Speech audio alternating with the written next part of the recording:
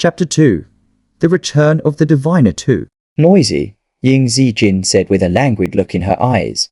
Quiet. What kind of attitude is that? Dr. Lu slammed the folder in his hand onto the table and sneered. Lu, I am sorry, but with her attitude, I am not treating her illness now. Ying Zijin leisurely straightened her clothing. The door is there. Dr. Lu had hoped the girl would speak softly and beg him. He did not expect this punch to hit air. His expression momentarily flustered. His face burned with humiliation as he spat out, "You seduced your own uncle, acting all high and mighty," and hurriedly left. Xiao Jin, Ying Luai chided. Dr. Lu is an expert rehabilitation physician. You have made her angry. What will you do about your health? An expert at administering glucose, said Ying Zijin indifferently. I didn't know better. They'd think he was about to undergo some major surgery. Ying Luai felt a pang in her heart. Xiao Jin, propping herself up with her elbow. Ying Zijin sat up in bed. But the expert makes sense. I too would like to know who pushed my aunt downstairs. Wrongdoers will eventually reveal their own mistakes. She picked up the mobile phone by her bed and looked at the woman. Don't you agree? The girl's momentum suddenly became overwhelming, and Ying Luai found herself unable to cope. Frowning and displeased, she said, Xiao Jin, you really should stop being so willful. I don't care if you hurt me, but if you keep this up and offend someone important one day, how will your aunt protect you? I should thank my aunt in advance then. I heard you picked this hospital room especially for me, Ying Zijin remarked as she looked up at the door number with a seemingly amused expression. Nice number. Having said that, she didn't even wait to see the woman's reaction and walk it straight out of the 914 ward. Ying Luai bit her lip, her eyes shadowy and troubled. After some thought, she still took out her phone and dialed a number.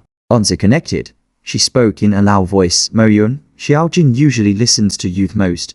Could you help me persuade her? There was a moment of silence on the other end of the phone as if taken aback by her request. Then came the cold reply. Take good care of yourself and don't bother with her. If she continues to overstep, I will have someone sent her away. Snow fluttered down, dressing the landscape in glistening white. Shanghai City stood by the sea, where even in the depths of winter, it normally wouldn't snow. But this year, in late January, snow began to drift down from the sky, cool and refreshing. At 9 o'clock in the evening, the streets were bustling with people coming and going.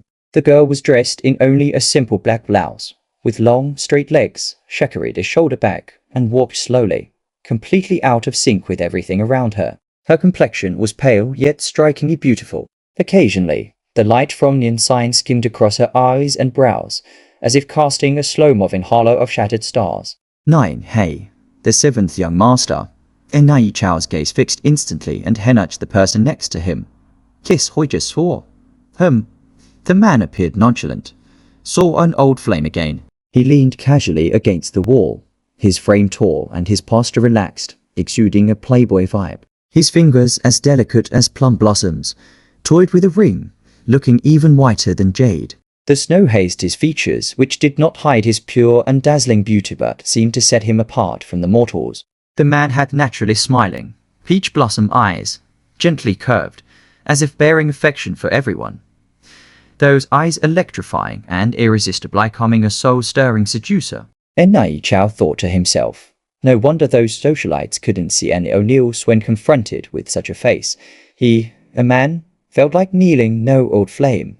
It never rekindle old relationships. I say that girl the Ying family adopted a few months back. The man hummed absent-mindedly, his right leg slightly bent, revealing a profile where every curve and line was perfectly exquisite, making passers-by turn their heads frequently. And Nai Chao knew he wasn't interested, so he added, You've only just come back, so you don't know. That foster daughter of the Ying family seduced her aunt's fiance. The man's brows lifted slightly, showing some interest finally. Jiao Moyun is the one. And Nai Chao clicked his tongue.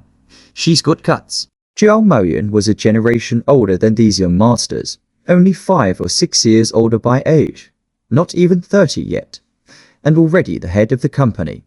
Everyone in Shanghai City respectfully called him Third Master Jiao. Jiao Moyun and Ying Luai were well matched, both coming from the former noble families. One was the leading socialite of Shanghai City. The other was the most eligible bachelor for whom the socialites yearned. And Nai Chao sighed, the seventh young master. If you were serious in your pursuits with your face, you'd definitely be the one they all want to marry.